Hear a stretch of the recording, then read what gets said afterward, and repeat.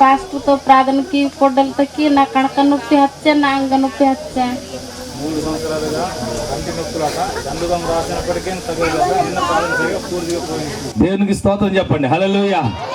ఈ కుమార్తెకి 3 సంవత్సరాలుగా ఈ కళ్ళు నొప్పులతో ఈ కణతల నొప్పులతో ఆమె బాధపడుతుండేది. ఈ ప్రాంతంలో ఆ నొప్పులతో బాధపడుతుండేది. అయితే జండు బాము రాసినా కూడా ఆ నొప్పులు తగ్గిపోయేవి కాదట.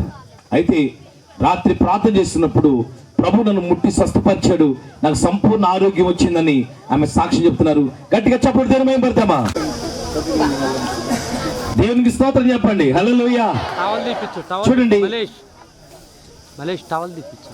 చూడండి ఈ కుమార్తెకి చిన్నప్పటి నుండి చెవులు వినపడేవి కాదు. అయితే ఈ మీటింగ్స్ లో ప్రార్థన చేస్తున్నప్పుడు ఇప్పుడు ఆమె చక్కగా వినగలుగుతున్నానని సాక్ష్యం ఇస్తున్నారు. గట్టిగా చెప్పండి, దేవుని మేము పడతామా? In the name of Jesus. కళ్ళు కనపడేవి కాదు, చెవులు వినపడేవి కాదు. తర్వాత నడుములతో బాధపడుతుండేది.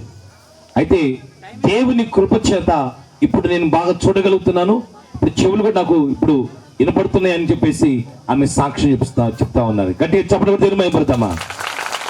పాస్టర్ గారు ప్రార్థన చేసే వారికి కొంచెం వింటున్నాను. ఎప్పుడు ఎవరు దూరం నుంచి పలికినా కూడా నేను వినేవాడిని కాదు. ఇప్పుడు పాస్టర్ గారు ప్రార్థన చేస్తే కొంచెం అక్కడి నుంచి పిలిస్తే వింటున్నాను. గట్టిగా చెప్పడం దేవుని మేము పడతా. ఈ కుమారునికి చిన్నప్పటి నుండి చెవులు వినపడేది కాదు. అయితే ఈ మీటింగ్ లో దేవుడు ముట్టి స్వస్థపరిచాడు. దేవునికి స్తోత్రం చెప్తామా? గట్టిగా చేతులు స్తోత్రం చెప్తామా? ఇప్పుడు నేను చక్కగా నేను వినగలుగుతున్నానని సాక్ష్యం ఇస్తున్నాడు. చేతుల పైకెత్తా. తండ్రి నీ